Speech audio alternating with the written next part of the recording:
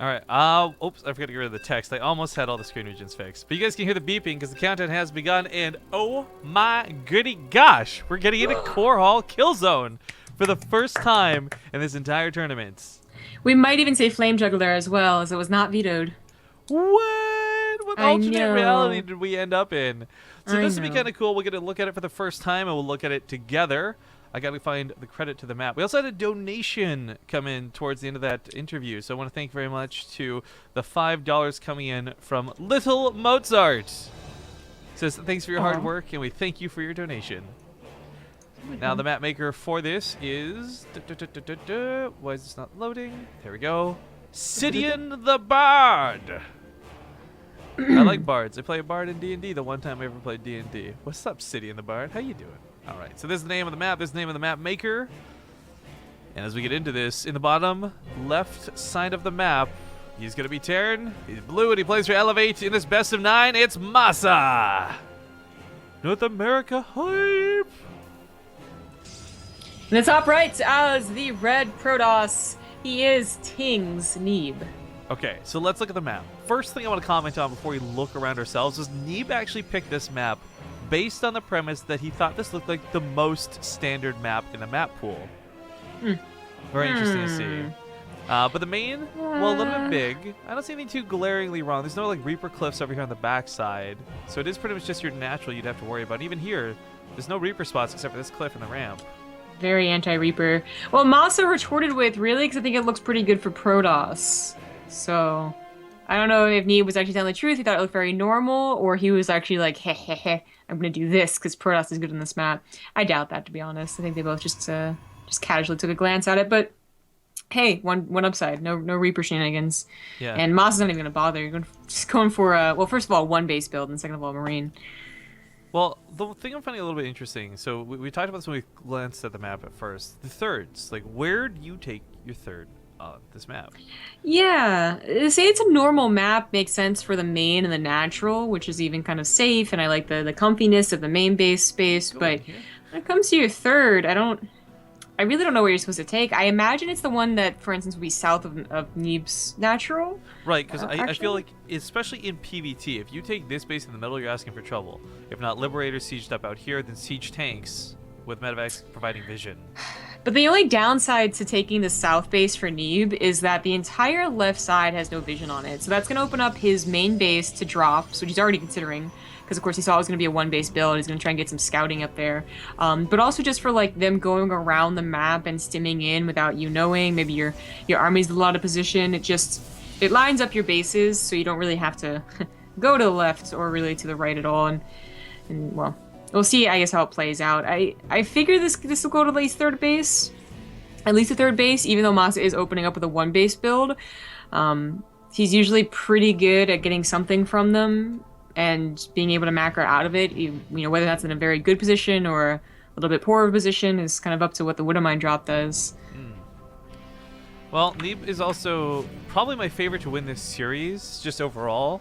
And I'm going to bring this up before we talk about MaSa's pros or cons, because what I've really enjoyed about watching Neeb over the last several months is that Neeb has shown that he doesn't come to things like necessarily with one build in mind, prepared for that map, and it's the only way he can win that map. He always plays so reactionary to what's going on. Like when he sees a situation, he just performs really well because he makes the right decisions almost all the time, always. So even on these newer maps, where you might have some nuances that say MaSa can abuse thirds like this here and whatnot, I do imagine Neeb will probably recognize weaknesses and take advantage of situations regardless. By the way, if I like this map, and so far it's, an okay map, this is the first time I like something with Core Hall in the name. It's usually like a dead ringer that I'm gonna hate the map. And anyway, too bad they didn't call it Core Hall Killzone Carnage, because then the initials would be so perfect.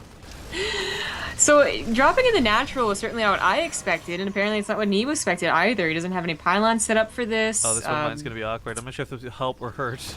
Yeah, you can cancel it.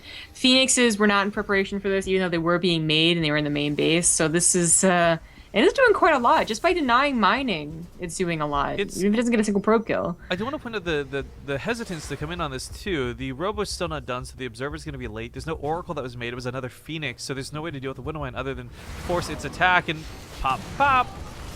Oh, I Didn't didn't, realize what a the hell? bunker was being made, so nice pickup on the SCV to shut that down. You know, I would really, yeah, I actually would have really liked that bunker because the bunker finishes, you put the Marines in, maybe you can save the Widowmine, but probably not likely. But you still have a fairly solidified position. Well, and that almost And, reaches the mineral line too.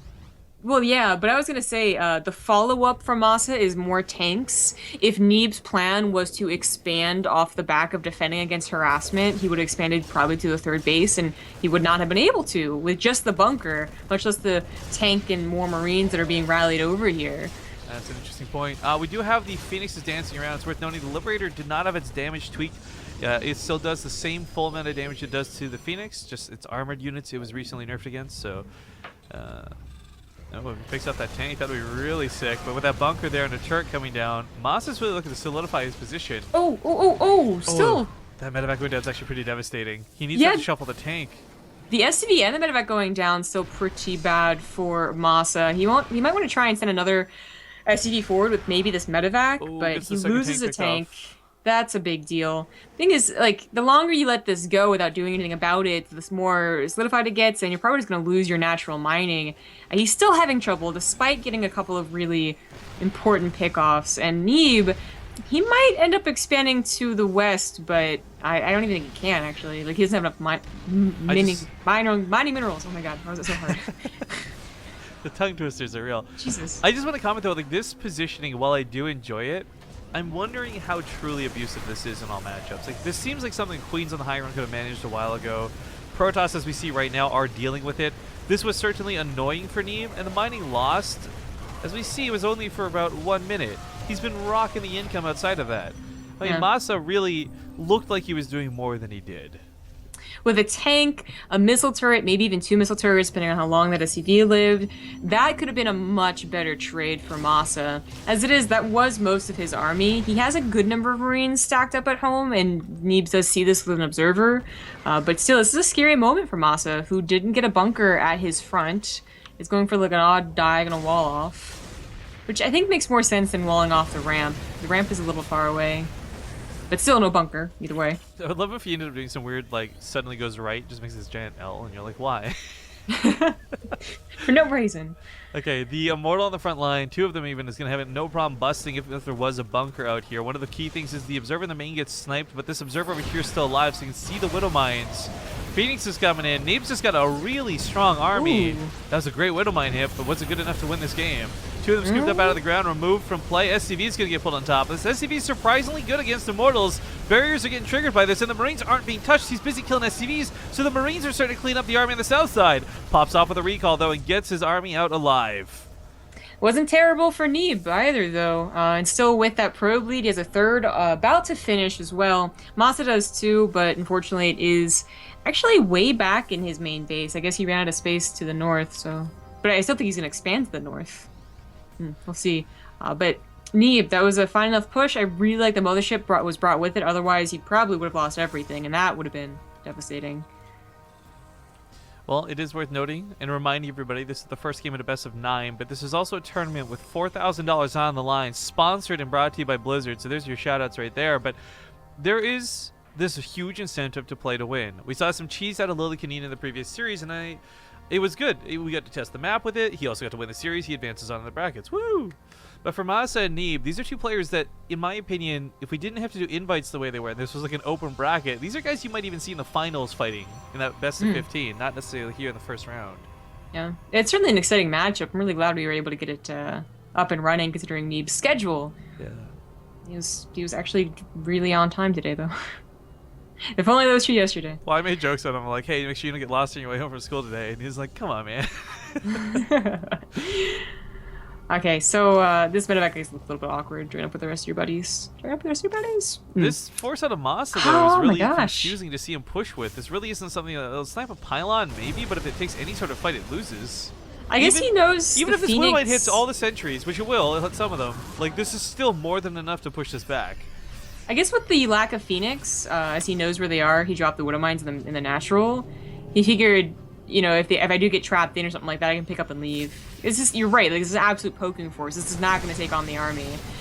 But what was interesting is that MaSa did not take the base to the top of his natural. He took it in the middle, which I think makes a little more sense for Terran out of all the other races, but it's still, it looks a little odd. I don't know if it's ever go to Tempest, probably not, but that's the first thing I'm thinking of. Well, he's still laying on that pressure about as thick as he can, but the Adepts do come across the map, and because his whole army's out of position, SCV's getting pulled into this. Widowmine's going to try to land, but 9 kills for Neeb while this goes on. MaSa, on the other hand, is yet to kill any workers, just mostly trading out Adepts. Immortal, where are you going, buddy? Okay, so this is going to be cleaned up, probably. There's just an Immortal in the middle of the map. No, it won't be. Not just yet. Oh, the War Prism is eventually going to get cleaned up because Liberators take forever to kill single target units. Oh dear god. The production can't handle this now with 6 more Adepts having been warped in, so he's going to pull back a portion of his army. He must too. He's going to lose too many workers. In fact, you might argue he already has. He's on 3 bases, but I don't think mules are that good. 29 workers is, that is something he cannot deal with. And I'm so surprised he left this very, very, very small force at Neeb's 3rd base. Like, that was obviously going to be cleaned up, but alright. Finally cleaning up the Adepts, but damn, they did so much damage.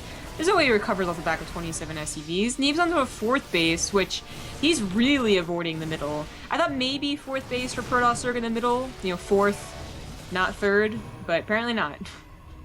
I think the position is just far too abusive. I like that he didn't do it, but we do have the Liberator trying to get some damage. Looks like the pylon was depowered, so the cannon's out of work for the time being, but man, beaten back down to 31 workers. I tell you, Neeb's not feeling bad about his position in this game right now. Oh no, Neeb should be feeling like he's going to win. He's going to have really good upgrades in like 30 seconds here. He's going to have more hassle opportunities with another War Prism and a Dark Shrine. And MaSa, and he just, you know, he didn't take the Adept harass seriously. As, you know, usually it is cleaned up with reinforcements and a Liberator. You know, they don't really commit that much to it, especially if you're pressuring them. But Neeb, I don't think ever felt really pressured from that 3rd base attack. Like, that army was just too small. He didn't really have any Widow Mines. Liberators only came much, much later, and he's just looking really good. If this wasn't a case of MaSa being down so far in workers and, you know, really hitting his production, I would be really worried for Neeb covering both the north and south base. Like, that's a wide, like, path that his units have to go left and right, but it's not the case. MaSa's still down quite a bit. Well, Adepts are going to be going back towards the main. 2 were left over here to transfer into the natural, so this actually might hit the 3rd instead. Yeah, those 2 Adepts are going to cause a lot of havoc over here and distract while the main force goes over this direction. Now, there are Marauders in play, but not a lot of Marines, so the War Prism has no problem picking up and just heading back towards that main. SCV's pulled off once more, and that armory shut down. I didn't even realize he didn't have an armory. No wonder his upgrades are so stinted on 1-1, while Neeb moves towards 3-3. I'm almost surprised he tried to get upgrades instead of just, you know, pulling SCVs or something, but not really any more SCVs to pull. At the rate at which they've been killed, he might as well have. Yeah. This is the type of multi-pronged harass that I was talking about that could have been so scary had the earlier damage not been done by Neeb. But MaSa really didn't have that many units to spread over 2 bases. Maybe even a 3rd right through the middle could have been devastating to Neeb's main. We're never going to see that happen, unfortunately, in this best of 9 TVP, maybe in future ones. Well, this is really interesting because it was Neeb's pick for this map. I don't think he came with a lot of plans built into it, but it worked out really well for him. And I feel like the strategies he used here, especially with the Adepts, this really could have worked on any map. Because a lot of this, you know, MaSa just not being home with his army. I mean, he spent this whole game, MaSa's goal was to kill that 1 base, and he did. Cool, finally. But it was at the cost of all of his workers and so much of his tech. With that armor being shut down, he's still nowhere close to starting 2-2, which means it's going to be 3-3 upgrades versus 1-1 bio. This is something where we're getting to the point of the game where you throw a Guardian Shield up, and the Marines are going to be doing, like, 1 damage. Yeah, it is. It's a pretty bad situation for MaSa. Killing a base is pretty good. Excuse me, they'll be doing 2 damage. My bad. Neeb does finally expand towards the middle, maybe realizing how difficult it's going to be to defend both the outlying, like, directly opposite bases. And in that way, I like it better. He's also already in a lead, so Liberators, again, could have been a much bigger problem had MaSa had more army, but not here. GG. Disruptor's got those wonderful shots up at the very end. And Neeb will take a lead in the series to kick this off. Our good pal Protoss from Ting. Thank you, Vesuvius, for the 2-month resub. Woo! But okay, this is a loser's pick scenario, and MaSa will be the loser getting to pick this next map. So while we get this figured out, we'll go to a small break, and we'll see you guys in 2 minutes. Thank you for watching. All right, we're back, folks. Thanks for watching that break. We're going to be into Caldeum next. It's MaSa's pick. Just picked it. Thank you for hosting the lobby. Caldeum Plateau is a map we have seen before. We'll explore it and show it for those who haven't seen it yet, of course. Mm-hmm. This is one of those AVAX maps, and it's the one that he was, if you guys remember on that call we had moments ago, one of the ones where he was talking about not liking the actual gold base, or sorry, the natural base rocks in the layout for it. I should show you guys in game really quick the map info. I guess this isn't very detailed. Never mind. Let's go back to the game screen. Okay. Well, of course, you'll get a good look at it once we get into the lobby, which we're getting into now. Boop, boop, boop, boop, boop. Or into the game. Excuse me, not the lobby. I was gonna say, wait, are you in the lobby? Yeah. Did you not invite me? Did you start? How do I know the beeps are going?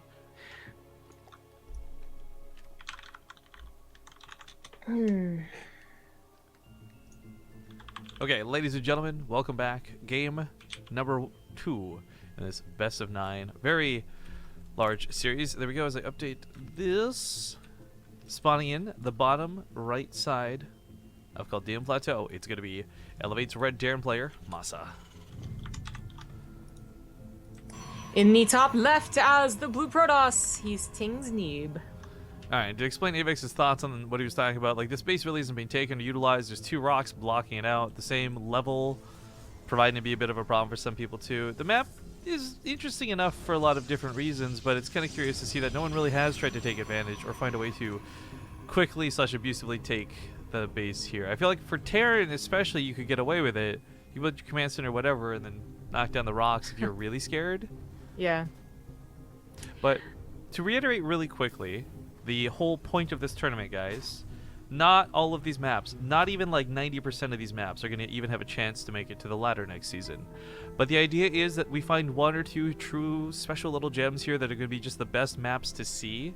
And ideally, and hopefully, through this tournament, give map makers time to tweak and change and make the maps the best they possibly can be for Blizzard to bring to the next season of ladder. Yep. Very low chance, but there's a couple that are looking pretty good, pretty promising. Now, MaSa looks like he might be going for another 1-base build. We'll see. Just by the fact that you put that supply depot down is already a little suspicious, and should be suspicious to Neeb as well. I mean, ideally, once again, in back to the gas geysers, don't just don't lose the probe yet. But you know, that last game he went for a 1-base build. Is he doing it again? No. He just really wanted to lock out the other probe or something, man. Like, he actually goes for this, the command center. All right. I was going to say, the 1-base build didn't really super work out last game. So, I would have been kind of surprised if he did it again. It's not. You guys go for the factory hover, so it's going to be a 2-base Widow Mine drop, perhaps, most likely. I mean, it's a common opener, and I think what's really nice is, especially on these maps where you're uneasy and you've never played on them before, it will give you that safety scout most of the time. Mm-hmm. Well, Neeb scouted almost everything. He really didn't see the natural, though, so that might have been the whole purpose of Supply Depot, is either lock him out, maybe he scouts the Nexus, maybe, or the command center maybe doesn't, but if you lock him in, he doesn't scout that command center. I don't know if it's really going to change Neeb's plans, though, whether or not he thinks it's a 1-base. 1-base Widow Mine drops are usually just defended by safe practice, you know? Like, don't get a 3rd Nexus. If you don't know what's going on, don't, like, do, like, really, like, I don't know.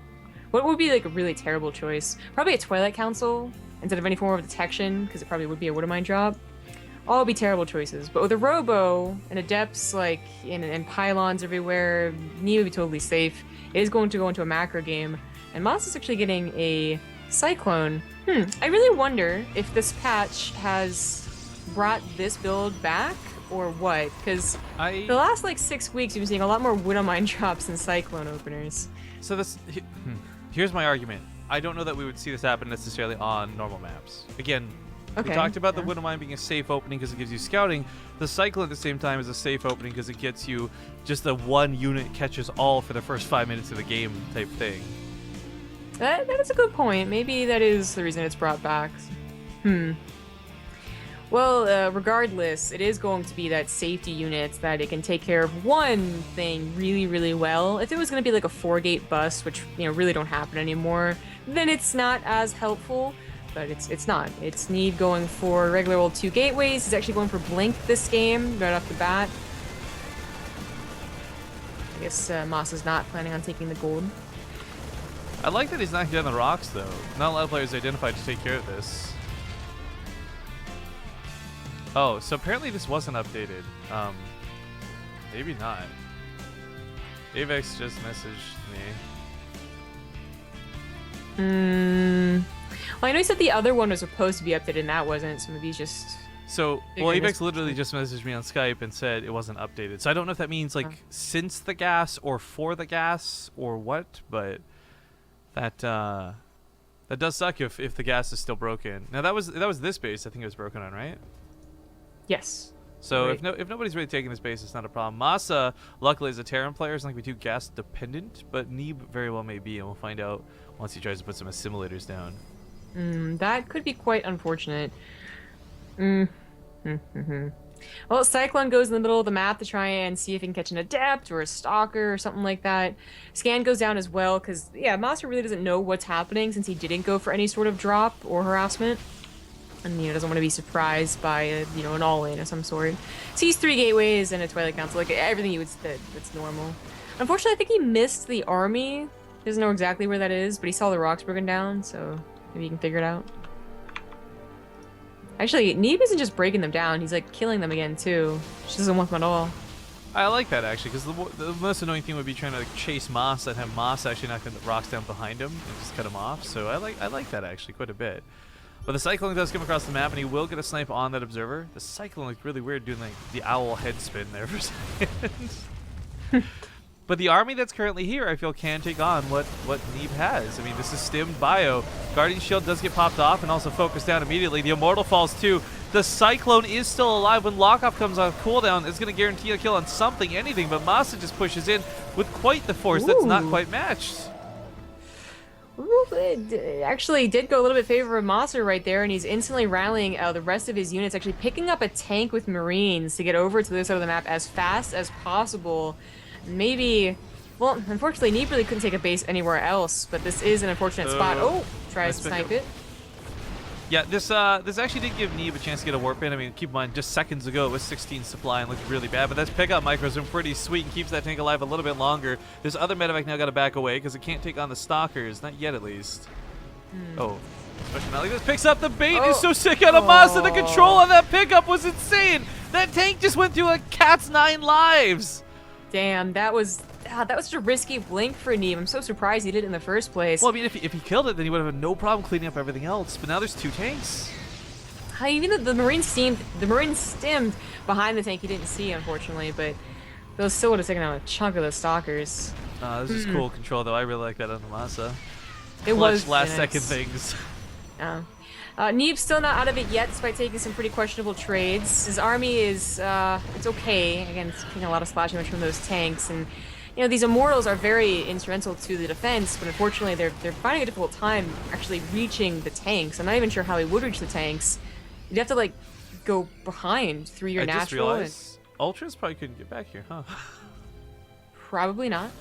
Neeb, I guess he had a probe somehow on the other... Well, no, that would actually have been easy to get to. Never mind. But Neeb takes a hidden base. Because you can. Yeah, let's see if he gets away with it. Meanwhile, I mean, this... I like that he kept dropping 1 Marine up on the high ground. It was to prevent the Stalker from blinking forward and picking off the medevac that was super out of position. But he's doing the same sort of tactics he was doing before. You know, he's going for the tank. He's trying to solidify the position with a combination missile turret. That's going to be detection on top of anti-air. Plus the bunker now coming into play. It's going to be really difficult for Neeb to break this. MaSa has even more units, which he appears to have forgotten about. Rallied forward. That could be a big deal. Well, Neeb certainly doesn't want to lose this base, but it looks like he kind of was ready to give up on it.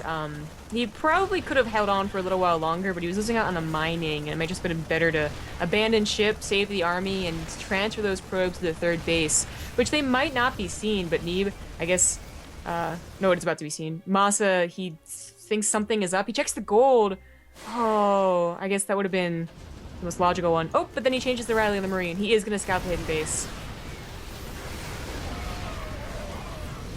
Well, the bus going through here is actually going pretty well. The Adepts on top of those Marines, the tanks, they're not quite being targeted by those Immortals. Oh, the Immortal's going to leave underneath on the Marine zone. I still think MaSa is going to be the one who ends up getting broken here, even with more coming in. Actually, you know what? The tanks still go untouched for so long in this fight. He does bring a good chunk of the units away from this and maybe even gets them out back home. But for Neeb, this was really instrumental that he broke this because he did lose this base. So it wasn't enough to just like lose it and walk away. Like he really had to pay him back for it. Yeah. Fortunately, still takes the worst trade and army supply. But with the third base actually mining, that was really not a long time to be without mining. And Neeb does shoot back up in the income advantage graph. He's doing fine. Unfortunately, it was scouted though. So that's going to be very difficult for Neeb to constantly defend if MaSa just starts dropping left and right. And also just retakes his fourth base. Or his third as his fourth. Alright, curious to see if MaSa takes the gases, if it's broken or not. Oh yeah, still no one has done that, I suppose. Neeb didn't even try. Yeah, Scumbag MaSa broke the base. So Neeb had no reason to put the Geysers. But we got the Warp Prism set up out over here. 4 Depths ready to come in for some harass. Scanning to see if there's an observer. I think it did walk away. It did, so it's kind of fine. Taking his gases over here, at least one of them. Meanwhile, Depths get on top of what is a freaking lot of SCVs. Yeah, pulling these away is probably the best course of action. Definitely. This is where Neeb can start paying back for that early game damage with the good Warp Prism micro and good harassment. It definitely gave him a good lead last game. Gonna be adding in Dark Templars to it eventually as the Dark Shrine just starts, and his upgrades have been chugging along here, whereas Moss has stalled quite a bit. Despite having an armory, he just isn't thinking about it right now. Liberator gets set up on this side. Looks like the Photon Overcharge should be able to deal with this fairly easily. MaSa really just poking and tweaking at the economy, though, starting to pay off. I mean, we look at that supply difference right now, and especially the army more so than anything else. Yeah, the army was, 20 supply down initially, but is really just skyrocketed up to 40 for MaSa, and that's looking pretty good. Oh, focus just all the sentries down. That focus fire was sick. Damn, that was unfortunate. Oh, for now Neeb. you set up a Liberator on top of that left ramp. Yep, right now it's going to be really hard to actually get anything up there to reinforce as the bio pushes in. Neeb's base, you mentioned before, it'd be hard to hold. It looks like that is going to be the situation. Stalker's hoping Blink comes off cooldown to escape, but this is going to be all the probes going down. This is going to be the Nexus itself falling. This is not something you can recover from. The third going down was kind of, maybe. If this had caught him off guard, he was able to get a warping of DTs on top of this, because the Stark Shrine finishes up right now. This would have been fantastic, but I mean... Oh, body blocking the Marines trying to get to the Warp Prism. This is still going to work out. No, actually that might not be enough reinforcements. Warp Prism leads to the Viking. This is still could do a lot of damage, but the main fight, I don't know how Neeb's gonna break this. That's the concern. Spending all the warp-ins on the other side of the map means that he doesn't have any warp-ins to spend at home. There's a DT coming in, which will be annoying. Oh, that DT. No, he can't. Yeah. Well, first of all, the scan probably would have done it anyways, but trying to go for the tank might have been better. Slow push forward here. Just that one scan. DT at a time. Trying his best. He was trying to trade out scans for DTs, which isn't bad. That's still like technically cost effective, but he's just not going to take on the army. And as we see, the bio just storms right on through. GG gets called, and MaSa tying up the series right away, 1-1. But of course, now it's going to be Neeb's map pick for the next map, and he had already stated to us earlier he was looking to play only the standard looking maps, so I don't think we'll be seeing Flame Juggler or anything quite so crazy out of him yet. Womp womp. Did New Gettysburg make it through the vetoes? It did not. Sorry, broski. Sorry, broski. Alright, guys, we go to an ad break. I should have taken an allergy pill this morning. My eyes are getting all kind of puffy. We'll see you guys here in 2 minutes while we get this lobby set up. Thank you very much for watching. Alright folks, we're back and we're getting into game number 3. It's going to be going down on Palladino Terminal, and Neeb reporting and confirming that the gas was in fact still broken. So they have been updating a lot of these maps as we've been playing them, and this was supposed to be fixed. Avex had messaged me at the start of the game, as I had mentioned in-game chat, that I guess there were some problems uploading it. So it's really unfortunate, but I really don't feel that was also too influential in the game, because it wasn't like a lack of gas that got anybody killed. Not that I was noticing, no. No, but it's still a definite problem for sure. And again, I love that the pros are pointing this out, because it's not whining or anything like that. It's just important to know, like, these are the problems, they need to be fixed. But Palladino Terminal It's not a bad looking map, actually. It's starting to grow on me a bit. I really didn't like it at all when we looked at the previews before we had first seen the game. This is by Nam Rufus. My cat just... he just fell. He missed his jump. Is it Apollo, or...? Of course it is. Okay. He's just looking for attention then. It was intentional. Yeah, okay. I got messages, by the way, from 2 more of the map makers. So, one sec. I just actually closed out Twitter. We have 2 people tomorrow. I guess we'll be trying to get onto the call. Kind of like what we did today with Avex and Mevis. Tomorrow we'll try and get, I guess, the combination of Kentuva and -0. Kentuva is apparently Uvantank, but like backwards, I guess. Oh, clever. I don't know. Anyways, the map maker, I believe, what is Iris and the apotheosis, however you say that. At any rate, we are focusing on the game at hand and spawning here in the upper left side of Paladino Terminal. He's tied up the series 1-1 just recently. It's the red Terran player elevates MaSa. In the bottom right, as the blue Protoss, he is Ting Neeb. And of course, I got to give some shout-outs to Hearthstone coming in chat. Got to drop that advertisement on them t-shirts. We've actually already sold 7 t-shirts, which is great because we haven't really advertised it that much, or at all, really. But if you guys don't know, the Civil War t-shirts are available for sale. If someone could link our Twitter where we made that really awesome tweet.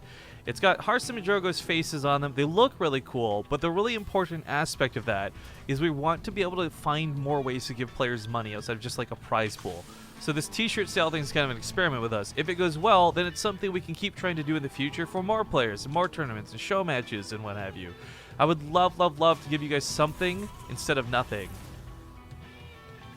I mean, it's one thing to be like donate, like here's $15, cool. But if people can donate like $15, but instead buy like a $15 or $20 t-shirt, I think that's, in my opinion, a lot cooler. It's a pretty neat looking shirt.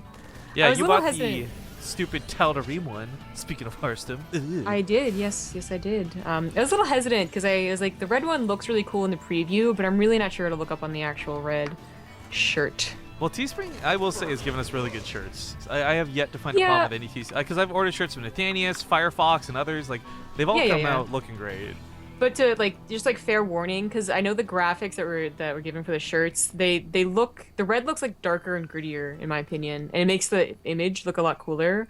I'm not so sure. Like, they're actually not dark or gritty at all. It's a pretty bright red. Just, fair warning, whatever. Black is the other option, of course, for the Tal'Darim. Black is the new black? Yeah, exactly. Don't just forget about red. Anywho, hopefully they both look super cool. But as you said, this map kind of grows on you, I suppose. Like, I really still don't like the aesthetics. Like, it's a very like kind of gross map, to be honest, with like brown and black. But in terms of the gameplay, it's been a lot of fun. Well, we also kind of commented and learned recently that like if you wall off in the middle, like pylon, supply depot block, whatever, this map kind of gets a bit of an arena treatment too, where you got to go really, really far to the extreme top and bottom of the maps to get around it. So we haven't really seen anything so creative or crazy, but it's something I really do hope we see at some point before this tournament comes to its conclusion. It looks like MaSa's going to be a fan of these tank pushes, and I feel like this is the first way you test the viability of maps, is how ledges will work. When you check off force fields, you check off tanks, you check off liberators, and then hopefully your map's still pretty good. But last game it was a very obvious position to set up your tanks, and you can harass the third base, even in the first map too, but Neeb did a much better job defending on the first map. This one, I don't see a similar option. Well, no, actually, where the Widowmine, does that reach the Nexus of the tank? We might just find out. We'll find out if he decides to go for it. Back in the main, he's got a Phoenix on the way. The Oracle's already out, so he can scoop that out of the ground with detection, but decides to just back away, and that's probably the better choice right now for MaSa. It is funny to see him still invest in a bunker nonetheless, though, like really thinking, I'll get away with this. I think it's less about abusing the ledges this time, although I would be really curious about the natural one, and more about abusing the choke. So that you steadily advance and eventually you can reach the Nexus, and they just never feel very comfortable pushing through the 2 chokes that are available outside their natural. I can see that being very dangerous. And certainly that's what MaSa is looking for, like getting combat shields first, still getting more tanks, still on one base. It's going to be a one base push that needs to do damage. I think Neeb's already well prepared for it, like obviously still needs to control everything correctly and be patient, but I like the Stargate opener versus this. Immortals might seem like the ultimate counter because they take a lot of shots and they, you know, deal with the tanks pretty fast. But I think Phoenixes deal with them even a little bit faster. They just bring them out of the fight, ideally. Yeah. Where, of course, last game we saw that tanks, you know, with the medevac included, they don't necessarily go down that quick to Immortals or Blink Stalkers. I don't know when we missed or got it. Kofus subscribed to the channel, though, apparently 5 minutes ago. Did we shut that out? I don't remember shutting that out. I definitely didn't see it or hear it. Okay, well, I didn't see or hear it either. Twitch alert time. Thank you for the new sub, though, Kofus. Or resub. I'm not sure if it's bugged out. But Liberator sets up, doesn't really get to get involved with anything. Phoenixes are going to die out to the Marines, and Neeb's defense just kind of starts falling apart with this push. He does get that medevac, though, so maybe that's the salvation he needs. Maybe that's when a Mothership Core comes in and overcharges just enough to start whittling away at the Marines. I don't know, but the problem for this isn't even the Immortal being on top of the tanks and taking them out. Like, the Phoenix just can't go anywhere. They can't maneuver anywhere. This is getting really... This is like the most scary non-lethal push. I think Neeb was okay losing the Adept, because it looks very intentional after all. But losing the Oracle or any amount of Phoenix was unideal, and just as another Phoenix there. GG. All right, well, MaSa is going to take a nice lead now in the series, 2-1. Oh. People are asking about the shirts in chat, though, because we had mentioned them on stream, and I guess instead of playing like an ad break, guys, we'll I'll put this up on stream. We'll link some tweets to it for those who missed it. But these shirts are designed, again, to support the players of the Civil War tournaments. We're not trying to, we're definitely not making really any money off of these. The idea is that we're trying to give the money profit from the shirts to the players. So if you buy a t-shirt for Drogo, or you buy one of these really sick ones looking from Hearthstone, either way, it'll go towards Hearthstone's team or Drogo's team, respectively. So if Drogo's team loses the tournament, but sells like 5,000 t-shirts, they're still going to get a lot of money. The idea is that we're trying to help the players of each teams get some money from this tournament regardless of the outcome of the actual tournament. So make sure to check them out, teespring.com/twitch/Team Hearthstone, or of course it's probably just easier to click on the tweet that we linked and go to the Civil War store where you can see both shorts available for sale. Yoink. But Namaste, Apotheosis, Shiva, Iris, Flame Juggler, and Gojira Greenhouse are the remaining maps in the series. Mm-hmm. I'm sure Neeb is looking for one where his first 3 bases, or at the very least his first 2 bases, can't be sieged up on. Yeah, it's funny because going back to Neeb selecting the maps and the process for it, it was like I'm picking normal maps and of course like safe maps or however you want to classify those. Praise Neeb! Neeb! Praise the sun! We finally get to see Flame Juggler. This is the map that, in my opinion, looks like a monkey. Yeah, God. It's all you're gonna see now. Where's Forever. my... I'm trying to find the preview of it, man. It's like, I think all the way to the bottom or something.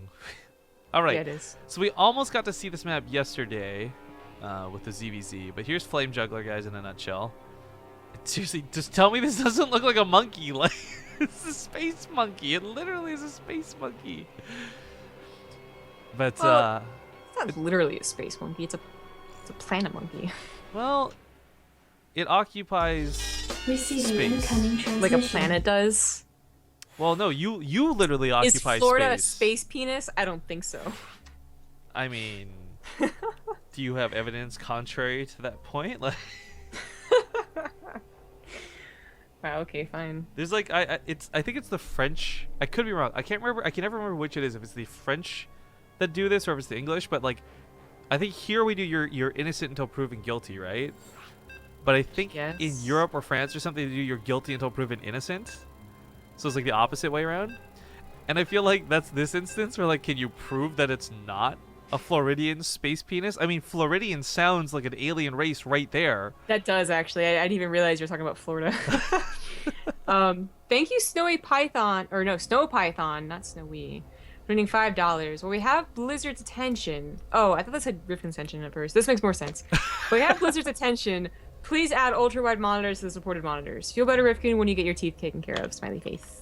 Thank you for I that was like, help, there's man. nothing Rifkin can do about ultra-wide monitors.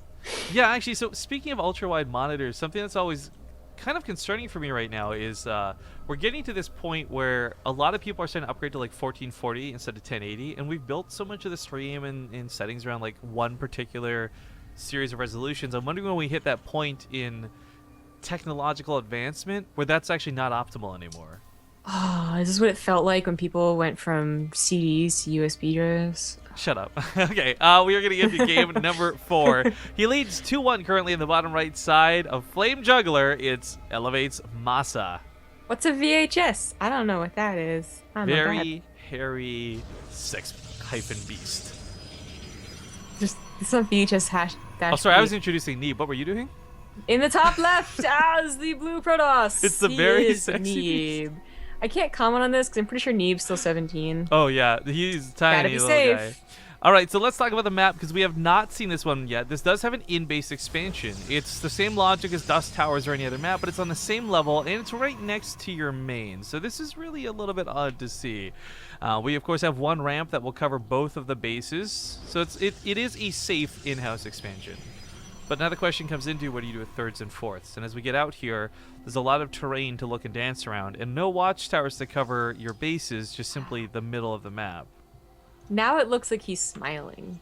Like the gold bases are like little kawaii. I know, like the little Asian eyes kind of going like this.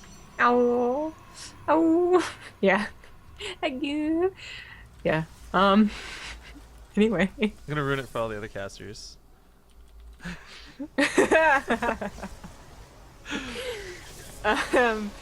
Okay, so MaSa's going for another one base build. Not that the Woodamine drop from one base that is doing any damage, but of course the tank pushes are doing very well. And I thought Neeb would specifically. Oh, hey there, dude. This thing, it's Andros from Star Fox. Smile, nailed it. Yes, it's your mother. No, I won't say that. Wow, so rude. Okay. This is a proxy Star Fox. We start fighting with the other guy. Yeah, it's funny because normally we just joke around with Take TV. I feel bad because O Gaming's like actually casting this too, and their audience on that speak French. But anyways, MaSa proxying is really just, I'd say, unorthodox. He doesn't really do a lot of this stuff, and when he does, it's usually definitively for a good reason. I can't say that this is. Oh, it's gonna be for a tech lab. It's gonna be for a tech lab.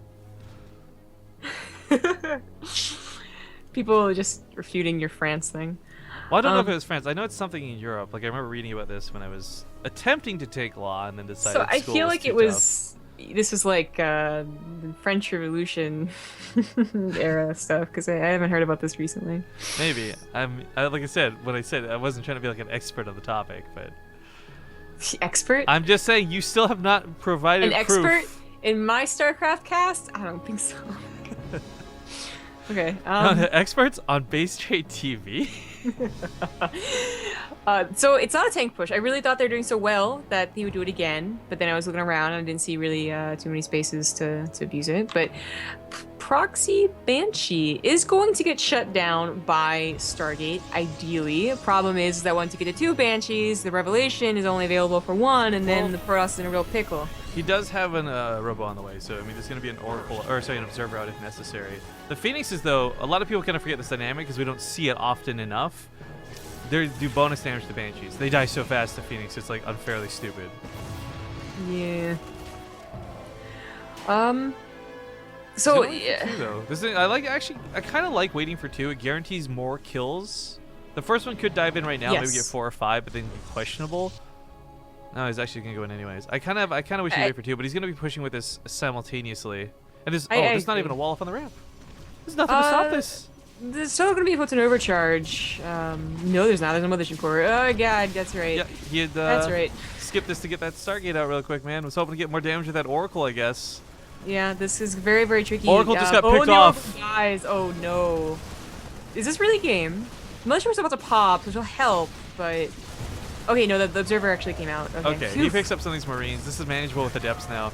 I had my breath held. I really didn't know if this was going to be a game. It looked I was so really scared. Scary. The observer wasn't still out. The Oracle went down, but now with the observer out and 1 Banshee already down, the other Banshee's going to be very easy to clean. I'm not even bothering to cloak, so but 20 this third one workers really should be made. So this was actually still good for MaSa though, despite how much it failed to actually kill Neeb, because that killed 20 workers and it put him on a more tolerable position in the game. What? So much for that sentry. It had to yeah, the one I was like, freaking out about. But MaSa's command center was later. Like, he's only just now finishing an orbital. He didn't have the SCVs to play this, and like moving on forward, we are actually kind of good now. It's more even. It is actually in a pretty good position for MaSa when you account for meals as well, as he takes a little bit of an income lead. Yeah, but he does that's have a to slope rebuild. that just peaked. So, I mean, Yeah, he does have to rebuild a starport, as this one would die no matter what. It gets to scout the third base, though, which is a little nice. Some scouting to be done. MaSa making up, I guess, for lack of upgrades, but double engineering bay, which you don't usually see in a TVP. I don't even know why he started the medevac. Like, what he thought it would happen. Like, okay, it'll get out Had before it- the Adepts kill the starport.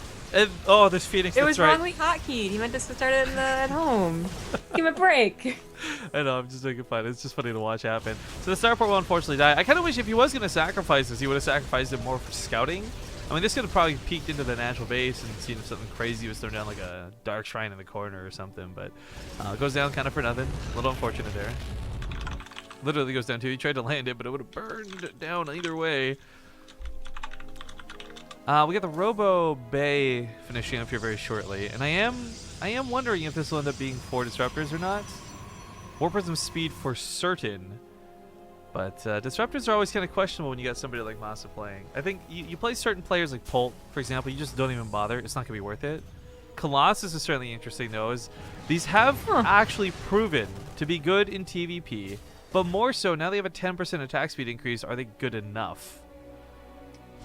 That is always the question. We saw them once already after the patch on Dusk Towers, but that really felt like, you know, they brought back to respond to late game Terran with Liberators, because that's kind of what their role was for a very long time in Legacy Void. Their only role for Colossus, and then that disappeared for a while. I can't even believe people are refuting that. They think this looks like a monkey. Right? I get taking Take TV's side if you're a German fan or something like that, but are you blind as well? Like, my gosh. This is absolutely a monkey. I'm gonna go to Photoshop and draw you guys a monkey. It's on like a this. cute little nose with the watchtower taken and everything. See, the gold is that was a good one I hit. The gold is the eyes, and then the natural and the main's like the big old ears, you know. Yeah. And come on, this It's good. I absolutely agree. It's like grinning too, like with this bottom. Okay, whatever. Anyways, Phoenixes don't cause a lot of damage, but 5 SCVs for the cost of 1 Phoenix isn't too shabby. Look at some Widow Mines too. Nice pickoffs here as MaSa did rally this a little bit incorrectly. This actually does present an interesting question with this gold base, though. Can you take this? I think versus a Protoss player with Colossus and a Terran player with tanks, taking these bases are really dangerous. But we said that on maps like Habitation Station and others, and those became very normal bases to take later on in the game. Well, I'm more interested in how it makes the monkey look, to be honest. Does it give its eyes a nice glow? Is it pretty? Anyway, so the game has actually reached a point of pretty like normalness. Like you didn't watch the first 7 minutes, and then these supplies look pretty okay. Neeb going for Colossus maybe shouldn't be up 20 supply, but most of that is of course in the workers. As this is more like old school Protoss, right? And going for Colossus, getting a few key units, but only a few of them. Reinforcing with Adepts has really changed up the dynamic, though. Like, you know, originally you start out with Stalkers, and then going to Colossus, and the Stalkers can be chewed through really, really quickly, and then getting on top of the Colossus is not, well, obviously it was an issue in Heart of the Swarm, but less so than Adepts. Adepts will take a long time to chew through. Force Fields also might be necessary to save those Colossus, speaking of which. Well, don't lose it to the Liberators. Phoenixes need to come out here, because there's nothing to deal with the Liberators, because he has not gone for a Blink. Let's talk about Blink Colossus. Absolutely no Blink. Just Adepts initially, and then now going into charge lots for his Colossus as well. A couple of Disruptors on the way, but nothing to really take care of the Liberators except these Phoenix. Extended Thermal Lens was researched, by the way. I think it was Neeb. Maybe I'm wrong. Someone recently went for Colossus and totally forgot that. I was the other guy. Alright, well, either way, it's good to see that he's actually prepared for this. Now, unfortunately for MaSa, I don't know there's a lot of killing force here because he did segment a good chunk of his army over here to the left side. So we'll see if this drop in the main can get enough damage done to make this worthwhile to create this sort of stalemate on the right side of the map. He will fully unload, and there's a Phoenix chipping away at the medevacs. That's certainly annoying. There's going to be a Disruptor shot he'll have to worry about as well. One of mine pops off, gets a little bit scumbag-friendly fire damage, and that Disruptor will clean up the army. Oh, very nicely done. Oh, but brings the Phoenix back, but there's only one Liberator left. So this is not a problem. Force field was brutal. Yeah, it's a good thing MaSa was almost warned of that force field to leave, because everything was lining up for Neeb. to take a fight and really demolish him, not let him retreat at all because his upgrade's finished and his Phoenix have come back to join the fight. So Neeb does transfer over to the 4th base, maybe not looking to push yet, but certainly with a good enough army that he could probably poke and prod. MaSa hasn't quite prepared for these Colossus yet, by the way. That actually, they're not prepared at all. His only hope is to get on top of them and kill it. You're right, he was going for Vikings, but I don't think he has to buy enough time to get enough out. The Marauder's going down like this is going to be very unfortunate because he needs to keep that army alive underneath us. Charge Lot's pushing on in, and MaSa, can he land these Widowmine hits? They don't look like they're going to be good. One gets scooped up out of the ground, nothing touching those Colossus whatsoever, and Neeb making this game look easy. Yeah. GG, brings it back. I love, by the way, sorry, I just want to comment on this. People were saying, like, if you don't see the monkey, just tilt your head 45 degrees. Like, tilt your head like to the right, and people are like, oh! Really? That's how you guys didn't get it? Like, is that all it took? Is that all it took to be like, God. Oh. It's like, it's not like some magic eye where you gotta, like, stare at it and, like, eventually the image comes through. Like, it was... Get this, right? You tell Olivia looks like a monkey, she goes, huh? Oh! Oh, that's the most terrible inside joke you could tell. All right, we're going to go to a small break, guys, of 2 minutes while MaSa goes back to picking the map. Side up now 2-2. We go to game 5, and we'll see you soon. All right, folks, we're back. Thank you for watching. We're going to get into another game here in just a moment's time. It's Shiva coming up next. Took MaSa a few moments to look at the maps and decide what he wanted to see. I mean, what's kind of interesting is for this first round, this initial round, we know a lot of these players probably have never even taken 2 seconds to look at the maps, and that's fine. I actually kind of like the aspect of a lot of these guys coming in blind, and we get to test and learn about the maps firsthand. But what we really are going to see, I think, in the next round of 8, and especially the semifinals, is people are going to be used to these maps. And with more money that gets on the line the further we get into this tournament, we're going to see people maybe actually start practicing some of them selectively as well. But I do love that we're kind of seeing these blind picks. So, like, again, maybe MaSa knows, maybe he doesn't know what maps he's picking. But this one coming up is going to be Shiva. Yeah, so this is only the second time we've seen it. Yeah, I was going to say right away, the load screen looks a little bit off. This was made by Izale. Let me just put this up on stream real quick. Uzale. Izale, Uzale, we all scream for Izale. Yeah. Something like that. By the way, because we were asking about this last time, he did in fact make Coda. I went back and looked it up because it was one of those things that just bothered me after we had discussed it so much. So this is the map maker of Coda, one of the previous seasons of Ladder, if you guys do recall. This game number 5, tied up now 2-2 in this best of 9 for the BaseTradeTV map contest tournament. $4,000 provided by Blizzard. Thank you to them for this awesome sponsorship to create a great tournament and help invest in StarCraft 2's future. Make the next ladder great again. In the top left side, though, he is going to be the Canadian Red Terran elevates MaSa. In the bottom right, as the blue Protoss, he's Ting Neeb. Ding. All right, quick look at the bases because we really haven't seen this a lot. I do remember commenting on the little thing here. We have a pretty normal looking main, pretty safe looking natural, but then the questions were raised. The thirds and the fourths so far apart and so far pushed out in the middle of the map. I think this has been a common problem with some of these maps where you do not have like an intuitive third to take, but it's also not bad having options. Options are sometimes good. Oh, you know what I just realized though? Is that a normal ramp wall off? Like, can you still do? Yeah, you can just do 2 depots and a barracks in it. Yeah, it just looks odd. It looks wider than it should be because normally they're pretty skinny. Mm-hmm. Yeah, it's like cameras on them or something. Because camera adds 10 pounds. Are you proud of that? Like, what's... I am so proud of that because it's called a camera. Opposed to what? What else would it be called? Well, you don't usually think of like you're looking. You're like, I'm watching a StarCraft game. Camera, not a hammer. No, you're watching a StarCraft game. Whenever saying like, oh, I'm looking at the camera's point of view, or you're looking at the caster's point of view. Okay, so whatever. I'm proud of it. It was good fun. We're field reporters. Whatever. Shut up. I'm less proud of that than the Olivia joke, but more people will get this good joke. I'm clever today. Anywho. What's happening in this game? Nothing much, actually. Reaper Scouts, no one-base build. Looks like the follow-up of MaSa's opener will be the kind of in-between that you can do. You can go for 3 barracks, or you can go for, like, you know, immediate factory, and then there's the in-between, 2 barracks and a factory. Give you a little less units, but a little faster medevac, so. Almost the best of both worlds. Well, coming across the map with the Adept, first thing Neeb's going to be able to do is scout. Not going to get in time to shut down a command center building or anything quite like that, but barracks are coming in production, and I guess if you were able to poke up here and confirm that it's not a starport, that would actually be wonderful for him, but this does look just like a normal Terran opening, so there's nothing to really reveal through this. No, there isn't.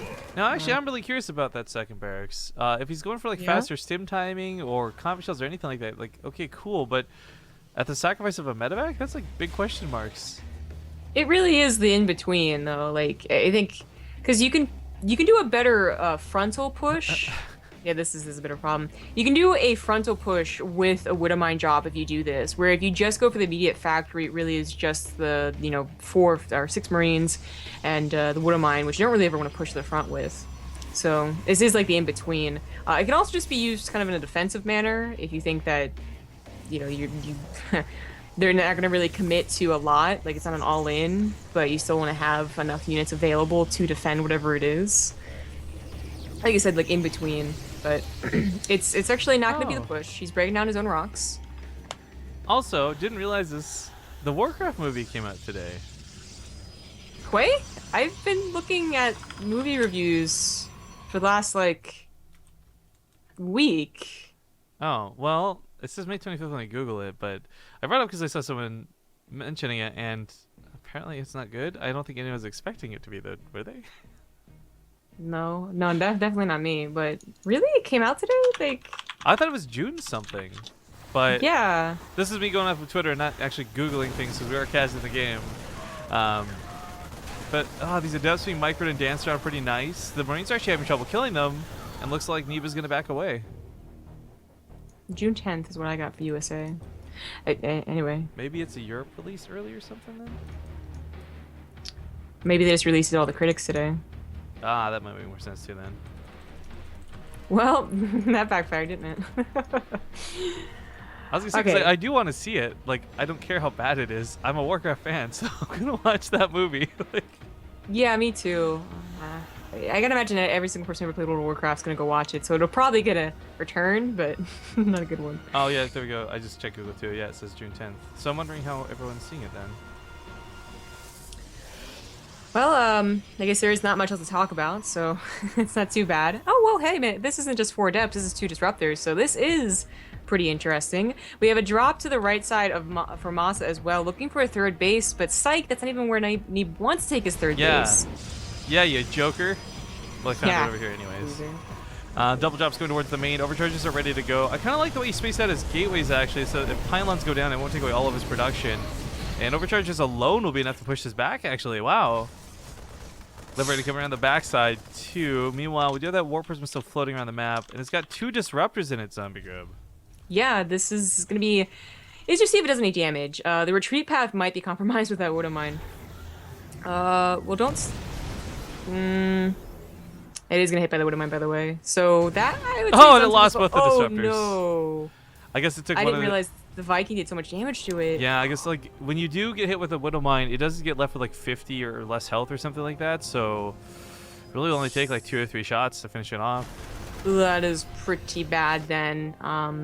He sacrificed a faster 3rd for that. He obviously is an integral part of his army when MaSa decides to push. Well, I was going to comment, though, it does kind of suck to lose that. That's not a costly, effective way to lose Disruptors.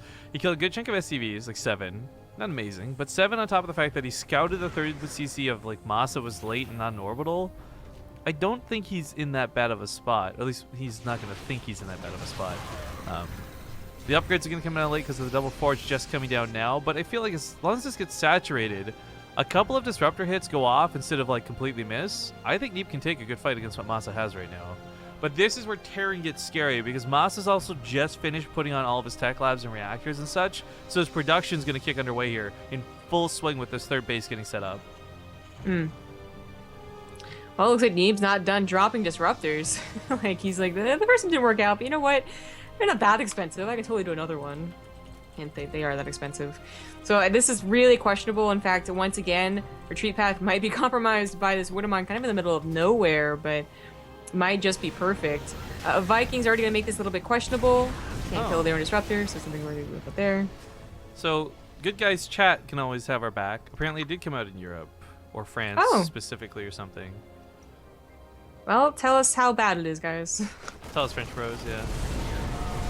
But okay, this overcharge bonanza goes down, and this focuses down a lot of the medevacs, so there's not going to be an escape path for this. Liberators aren't really hitting anything, not helping whatsoever, and deflected once again. Neeb takes a great hold.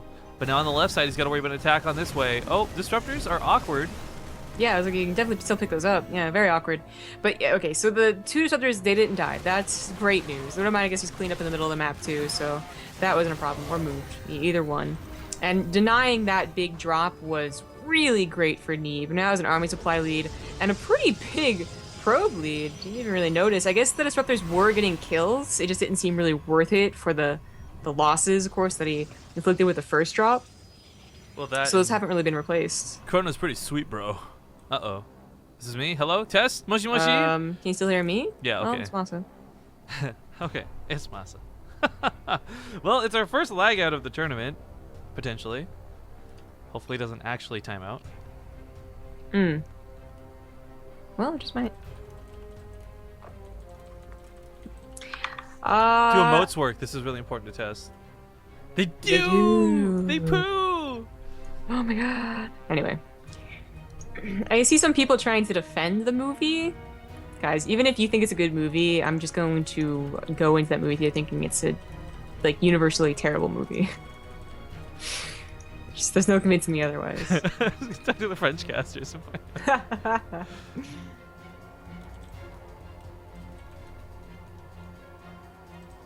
I really want to see this movie. Like, this is, I have no friends to go with. It's gonna be one of the rare times I ever go to a movie on my own. Like, but I'm gonna watch the shit out of that movie because I know everyone else in that theater is gonna be someone I can totally make friends with because they're also there to see a Warcraft movie. That's a good point. Maybe I shouldn't go with my mom. That usually deters me from friend making. You just kind of nudge her like, huh, typical priest, am I right? To like the guy to your left. He's like, I play priest. That's not cool.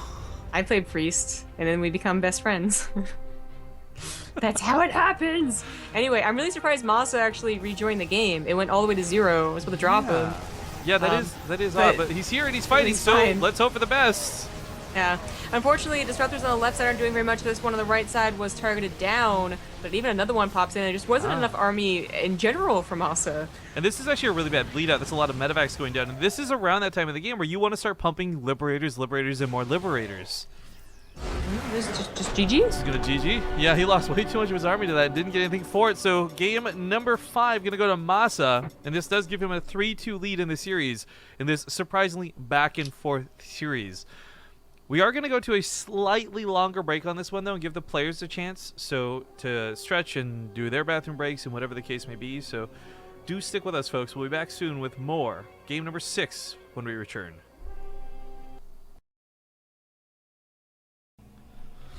Alright guys, thanks for sticking with us through that slightly longer than normal break. Everyone definitely enjoyed that stretch, I think. Myself at least. But also, MaSa needed time to check his computer, make sure everything was all Gucci. So, we're going to get into Apotheosis next. This is a map we've seen quite a few times, actually. And if I'm not mistaken, before I look, I think this is the skinny one, right? Yeah, the long, tall, and skinny one. This is made by a man named Negative0, who is one of the people who actually should be on the stream tomorrow to talk about things. Oh, yeah.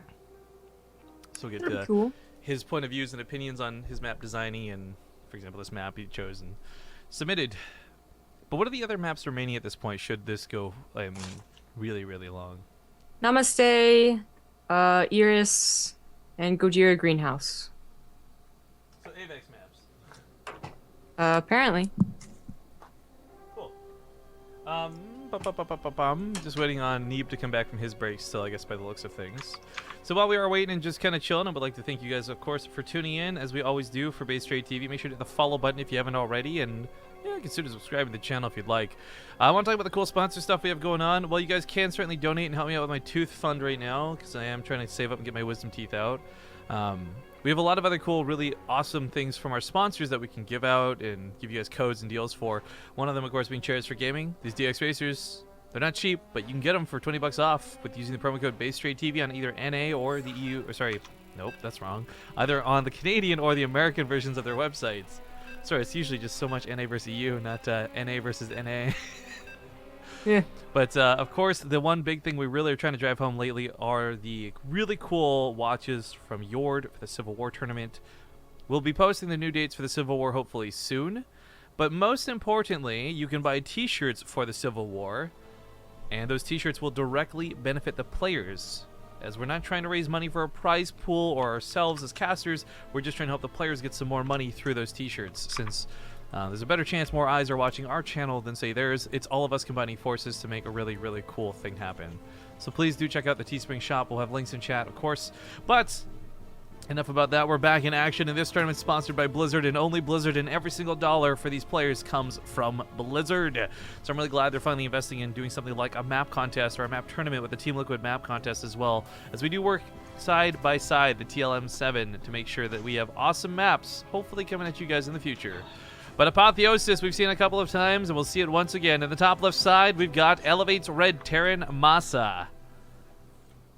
The bottom right, as the Blue Protoss, he's Ting's Neeb. Ding.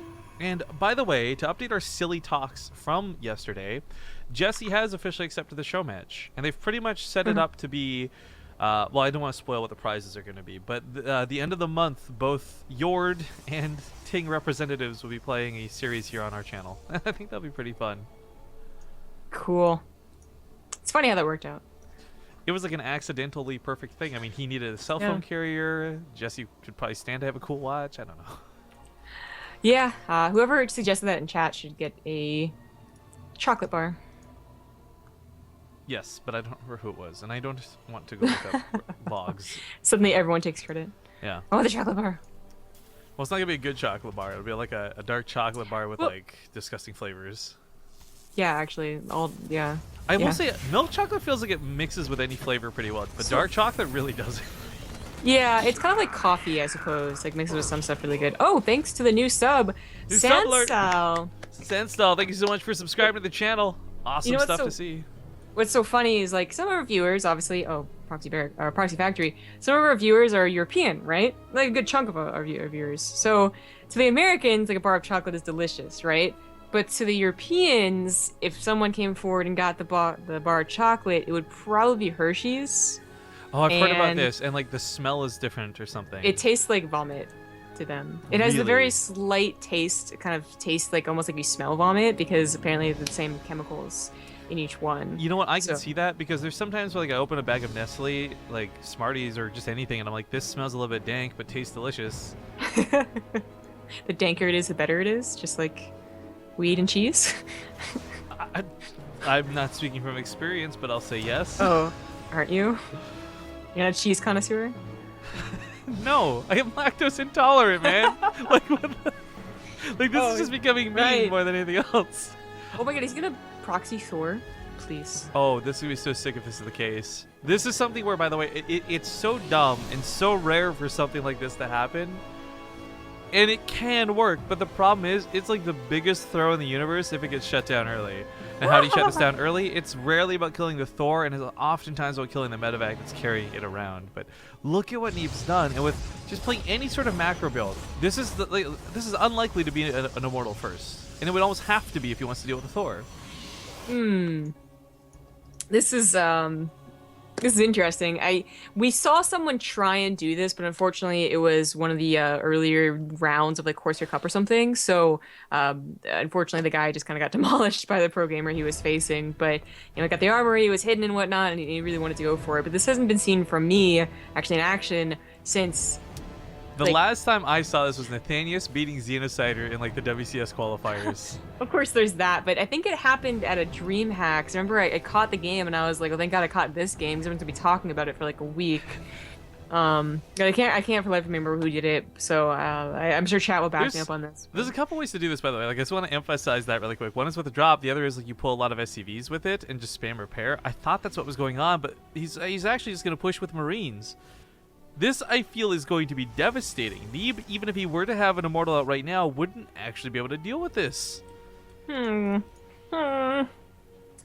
this is going to be so fun to watch. Of course, Neeb, he's scouted that this might be a one-base build because he was blocked out pretty early from MaSa's base. But to guess a proxy Thor push is just, that's the last thing you're going to guess. You'd guess a Ghost Rush before you guess this. I don't know if MaSa knew there were rocks here or not.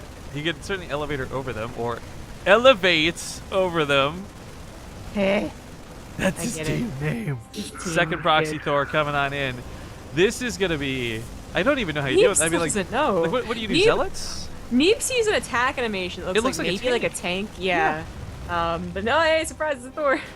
Okay, well, the Thor can break force fields too. It's a massive unit. You don't get to see this come into effect too often. But bim, bam, boom, shooting away at the ground. Gonna pick up with some of these Warp Prism Micro.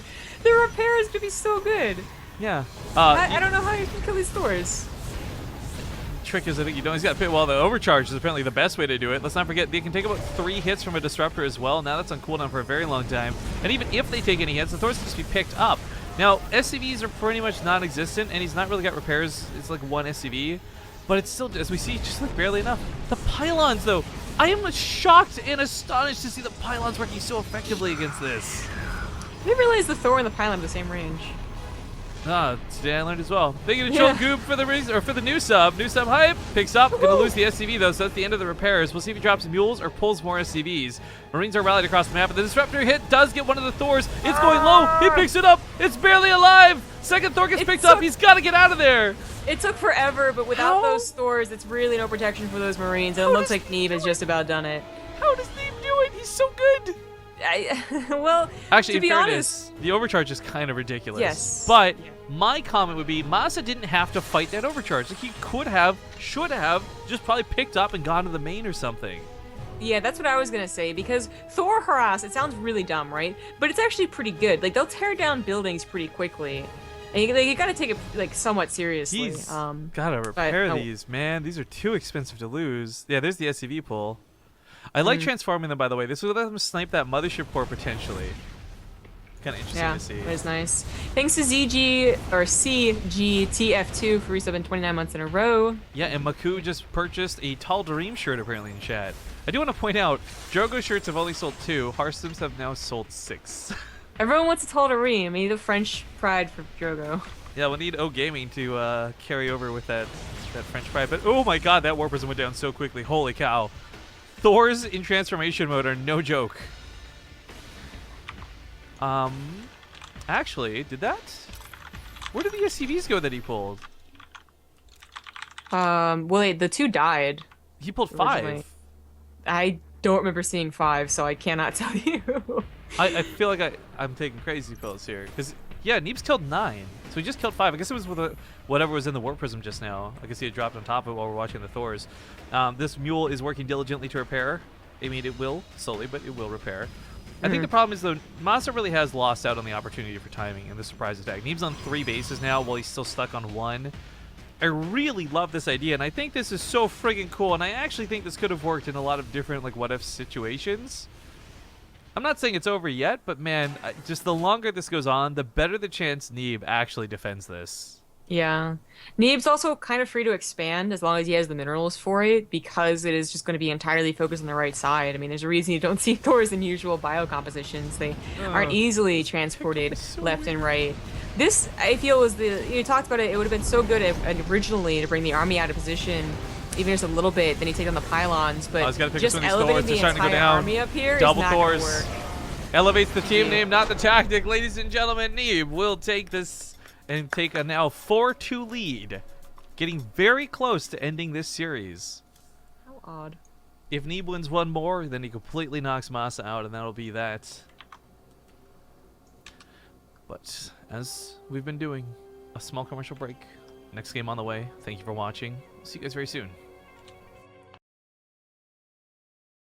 Alright folks, we're back and we're just going to load directly into the game. It's Gojira Greenhouse. This was one of the ones Avex had talked about and he really likes it. I think we've seen some pretty cool stuff on it. And it's got that interesting gold-based dynamic. It's really hard to say definitively like this map is the most amazing map or anything like that, but it's got cool elements to it that I've really enjoyed seeing so far. Yeah. This Flame Juggler and Shiva probably the least chosen, so it's always interesting seeing them. I wasn't too impressed by Flame Juggler, to be honest. Like I didn't think it was a terrible map, but it was boring. It was boring, not in like a super bad way. We should remake. Yeah, it wasn't boring in like a super bad way, just that there are the maps that are creating weirder, funner, sillier games. Iris is one I'm kind of digging. I didn't think much of it the first time. That's one that's kind of winning out for me right now, personally, as well as the one that was like the Cloud Kingdom remake. What was that one called? I can't remember. Galactic Process. Yeah. Galactic Process and Iris are probably the ones that look to me to be the type that I would like to see on ladder / in tournaments. I mean, obviously, for those who don't know, we have no power to vote. We're not judges. We've got nil when it comes to influence. But we do get to put on the maps, show some games, hopefully give some context to map makers, map voters, and of course you guys, the public. So I am curious, like, hit us up on Twitter. Let us know which maps you guys are enjoying the most. You can write it in Twitch chat, but there's a pretty good chance we don't see it because there's a 3-minute delay, plus you guys are typing a lot. So hit us up on Twitter. Let us know what maps you guys think are looking the best so far. Yeah. I still don't have a favorite. I know someone's been like asking, but dude, John Kids Levinsky is kicking ass today. Right? He just ordered a Jogo t-shirt and some Corsair gear. That's so sick. Yeah. But Jogo shirts, actually, since I mentioned that, I don't know if that was like people were like, oh, I better catch up. We have 4 shirts sold now for Jogo, which is kind of cool. So 6-4. Yeah. It'd be cool being able to wear these shirts to Montreal. Yeah, especially if Drogo's there. You get like a sort of French audience. Yeah, it's like light French. Light mayo, light French. Difference. One just has less calories. Or calories. All right, in the top right, he's still losing. And this is possibly his last life. It's going to be Elevate's Blue Terran, MaSa. It is his last life. Okay, it is his last life. I mean, it could be his last game. Well, My bad. I mean, like, confirm, right? It's 4-2. Yes, it's 4-2, but Okay. I mean, like, I meant to say it could be his last game. Yeah, Okay, I got it. In the bottom left, as the red Protoss, is Ting Neeb. Okay, so just a small shout out to Ting. They're not sponsoring this in any way, shape, or form, but I'm glad they did pick up Neeb as a player. It was pretty cool to see that happen, and I got to use their services recently in Austin, so just all in all, I think they are probably one of the more fun companies we've had interactions with. Oh, Especially yeah. with Jesse straight up challenging the viewers. Yeah, Jesse has been a pretty, I think an integral part as to why everyone likes Ting too. Yeah, he's got a little bit of extra personality. Hopefully Neeb can help win them over, though. I will say he's a rather quiet guy at these events, at least the one time I've ever met him. Yeah, he's no partying personality, but the shy personality still attracts a lot of fans. Partying is partying, you know? You mean MC. non-existent and playing in China? Got it. Oh, feels bad, man. It does, because I love MC partying, man. I miss him so much. He was one of the few Protosses I cheered for over the last 6 years, I'm gonna be honest. Yeah. When Protoss was really stupid. But actually, just speaking of Protosses, MC joining Pro League, I wonder if he's gonna have a lot of really cool ceremonies set up, or he's gonna really just try hard to be like the senpai, you know? I would love if that was like a little bit of why they picked him up, because they're like, look, we want you to do well, we will train you and have you win, but also if you could use some of that personality, because our team is really boring and full of robots, that would be great. So I wonder if there was any thinking on the subject of match fixing. That's what I was looking for, because Byung was recently of course convicted, right?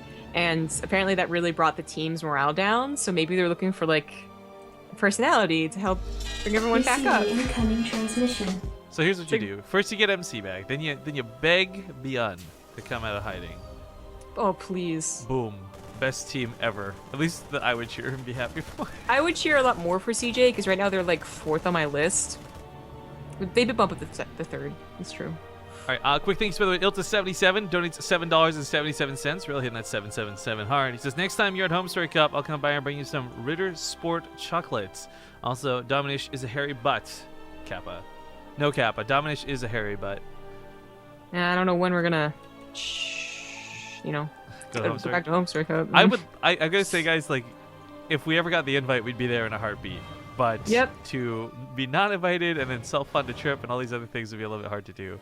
But that was my one time in Europe, and I will say I'm really sad that we were both fairly, I'm going to say under the weather due to the heat, and I'm not sure if there's a better way to phrase that. Because I would have loved to have had the energy and the time to like go take that train and explore. Like we didn't have the time, much less the energy. We did technically have the time. Well, not very long though. Like not enough that I would really want to be honest. And the time that we actually weren't casting, we thought we were, so we had to show up anyway. Yeah, that's true. Sucked, but I guess more like retrospect. I just wanted to go. I wanted to eat like German food, and I never got the opportunity. I got like bread and like the platter, and that was like kind of close. But everything else, like I never went to like actual like German food, whatever that would be. Whoa, that's on gateways. This was something where I saw him put on the first one, and I just thought it was gonna be like you know, oh, you're building the proxy for the location, but this is.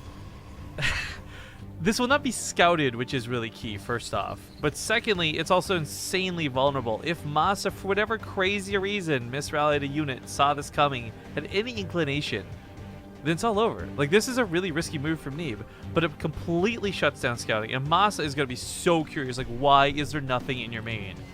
What the front door? It is very suspicious to see only one gateway in the main. I guess 2 gateways, one's building. But, you know, there could have been one off to the side. Maybe there actually is one on the natural. You know, he should be a little suspicious, but I don't know if he's going to be throwing down bunkers, and apparently he's not going to be throwing down bunkers, so this is a problem.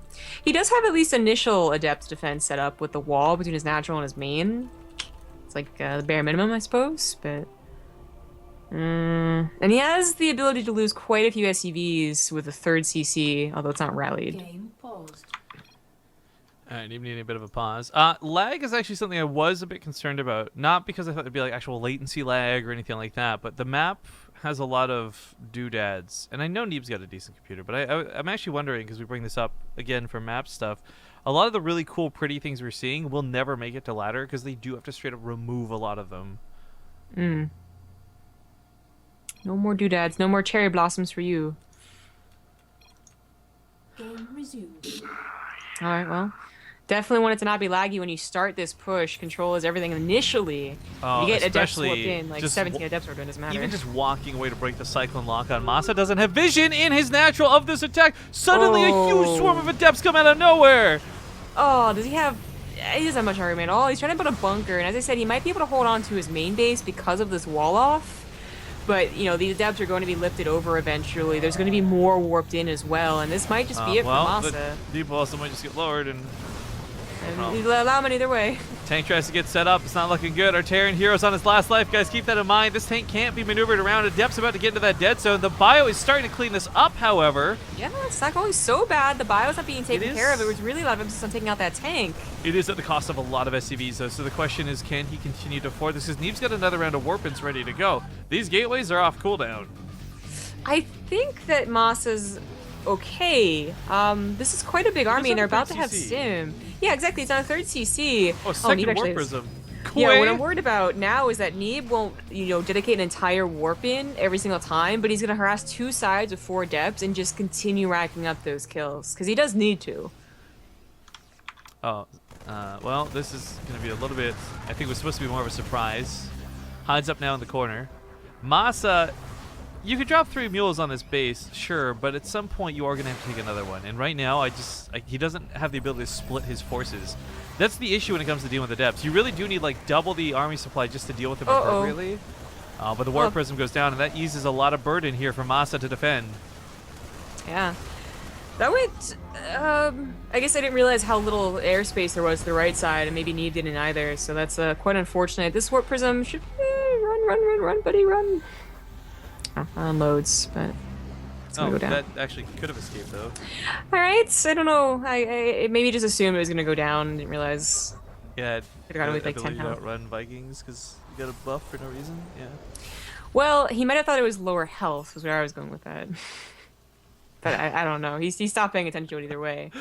Now this is problematic because Neeb did invest so much into that attack. He's got great probe count. He's got a third base on the way. His money's there, but does he have time to get tech up? I mean, MaSa's on 1-1, Comet Shield, Stim. He's got everything he wants to do an actual push with.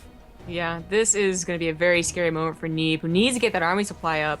He's going to have Blink Stalkers, but not much else. Well, actually, a couple sentries are really important. And then one Guardian Shield maybe force voting to buy a little bit more time.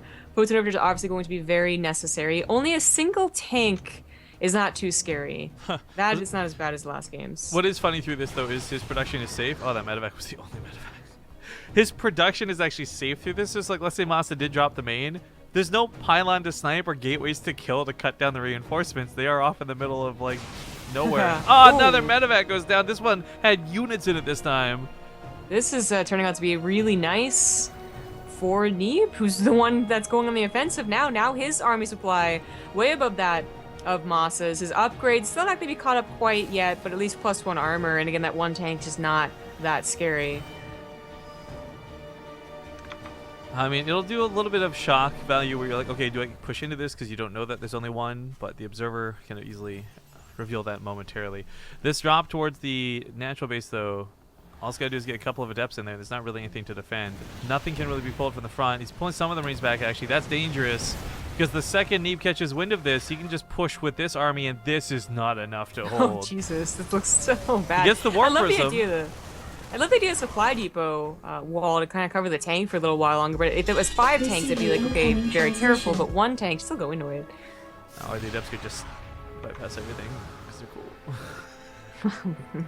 Maybe. All right, enough whining on this, though. It is a scary position, but Neeb wasn't able to take advantage of MaSa being so badly and vastly out of position. We got a small donation coming in from Dominish. He probably wants to defend his honor. We'll talk about that in a second, sir, though, because it looks like we could have a fight on our hands in any second. It's getting very close. Another Liberator, or a Liberator, joins to add to the siege line. That siege tank sort of set up, but still not a lot. I'm surprised Neeb is so hesitant to push in here. Okay, this is... I mean, he keeps canceling the adepts, and I don't think that's a bad choice. But at some point, MaSa's going to do what he's doing now, finally get a proper wall off, and those won't even be an option anymore. So a lot of opportunity being taken away from Neeb. Well, even if he doesn't win with this push, he's obviously in a very good position. Those SCV kills. Oh no, he's still gonna go in for it. Okay, I was gonna say he could back Blinks off. forward. But Tank gets focused. Force fields go down. Squish between the depots, and this picks up on that medevac to bring the back over to safety.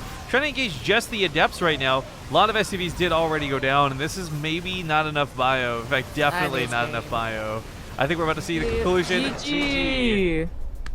Not a huge surprise that Neeb would win this series. Congratulations to him. 5-2 being the final score. And that donation coming from Dominish at the very end. Or Dominch. I can never say his name right. $7.78. And he says, I'm not a butt. And Elton says, babaka. Ace Lude. Or babaka. Whatever, how you pronounce that. I'm not weeaboo enough for this. Okay, buddy. But thank you guys for joining us for today. Another day in the map test tournament does come to a conclusion, and we got to see quite a few people advance to the next round. So this is still going to provide like a really awesome round of 8 and an even better semifinals. Because for those who don't know the format, well, the next round is still best of 9. The semifinals are best of 11s, and the grand finals is a 15 map all finals. Like all maps on that final are going to get played.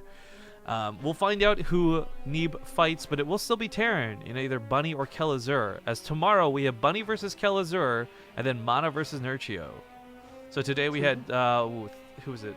Lily Canine advance. He'll play TvT versus Beastie Cutie. Scarlet and Euthermal on the very top side of the brackets. Hearthstone advancing. I really would love to see Hearthstone versus Nurchio, but a Hearthstone Mana PvP could be really good too. Anyways, there's a lot of really good matchups on the way, guys, and plenty more to be cast. Thank you to O Gaming and Take TV for joining us today. I saw some O Gaming fans in the audience. I don't know if they're still here. You guys are spamming your baguettes. I always love seeing that. But that does wrap up the cast. So that being said, we're going to go to a small break, but not before we quickly, again, one more time, I really want to drive this home hard. The t-shirt sales for the Civil War. It's really, really awesome that we're able to do this in the first place and find a way to try and get players a little bit of extra revenue. Here are the examples of the t-shirts. They block out our faces. And again, really emphasizing this. We are making next to nothing on these t-shirts. The idea is we're trying to give the players the money. We're trying to help them get some additional prizing outside of the prize pool of the tournament. So if you want to help them, buy these t-shirts. They're high quality because they're coming from Twitch. Every Twitch shirt we've ever made with them have been awesome. So you can either be part of Team Drogo, Team Templar, or Team Tal'Darim with Team Hearthstone. But we'll go to some ads. We'll come back and say our sponsor goodbyes. And we'll see you guys in a few. So BRB. Alright folks, we're back, and we are finished with the cast for today. It's strange to consider that this would be, in my opinion, relaxing, but considering we've been having such long 8 and 9 hour days the last couple of days, it's nice to end it after, what, 4-something hours? Yeah, it's not so bad. I actually get to go for a walk today, maybe play some Overwatch, be good times, but we are not completely done with the round of 16 yet. Tomorrow, again, just to remind everybody, we've got Mana versus Nurchio. I had mistakenly said what order the matches were playing, because I forgot Kelazar in North America will be playing second. So it's Mana versus Nurchio first tomorrow, and then Bunny versus Kelazar second. And we'll make sure the players know that and all that good stuff, too. But Zombie Grub, do you have any final words, shout-outs, anything like that before we go today? Follow me on Twitter at ZG Gaming, and I believe that tomorrow will be my last cast until Monday, so don't be alarmed, everyone. Just going to a wedding. Yeah, so firing her, died in a car crash, lost passion, whatever meme we're using this weekend, I don't know, but Zombie Grub, yeah, we scheduled this ahead of time. She'll be back on Monday? Yes. Cool. Awesome. So, Fear Dragon's going to be joining me for some of the weekend. I'm going to be solo casting one of the semifinals, solo casting a best of 11. So stoked and looking forward to that. Because, of course, I'm going to have to host the maps, too, which is, like, even better. Oh. Have fun with that, yeah. Right?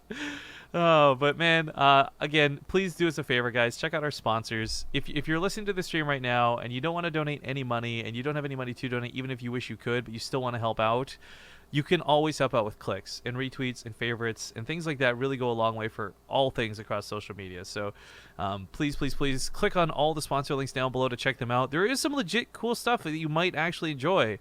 I never in my life, like 2 years ago, I remember thinking to myself, dreaming like, one day we'll get 3,000 viewers. That'll be really awesome, right? But I never thought like we'd have so many sponsors, we'd have too much to juggle around and talk about. But we do. So there's a lot of really cool offers through Corsair. Chairs for Gaming's got discount codes. Again, BaseTradeTV. Arcade Block's got this really cool promotion running where you can win something really cool from us, as well as get some pretty cool loot from them. Yord's got the Father's Day sale going on. We've sold 3 watches, by the way, since the tournament begun. So we're already off to a good start to increase the prize pool for the players.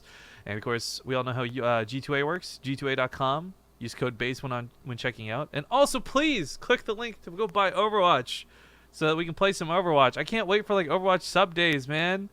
Everyone's going to be bad, and I don't give a fuck because I fucking love Overwatch. He's going to complain later. Don't worry. Yeah, we'll complain in private later off stream where we're, like, not worried about offending, like, our fans. So, like, can you believe that dumb inch guy? He's busy being such a hairy butt. He couldn't even shoot anything. Oh, you. I'm trying to get... this won't open for some reason. I have to use a separate browser to check my Twitch alerts on my account. And somebody donated $10. I want to give them a shout out before we go off stream. I hate Windows 10 so much. I really, really hate Windows 10 more than anything else in life. Papa Mitch, I hope you're still in chat. I just want to thank you so very much. $10 is a worthy cause, even though I'm still butthurt you didn't acknowledge my 24-month resub. Papa Mitch, thank you for resubbing for 24 months. I'm sorry we missed 2 years. Is a long friggin' time, and we love you. We really do. Thank you. But that will conclude the stream. So we'll find somebody awesome to host. I might even come back and stream some Overwatch later tonight. I don't know. But thanks for watching, guys. Follow us on Twitter. I'm at Riff_Kings. She said she's ZG Gaming. Follow the channel, and we'll see you guys tomorrow with more of the map contests. Goodbye. Bye.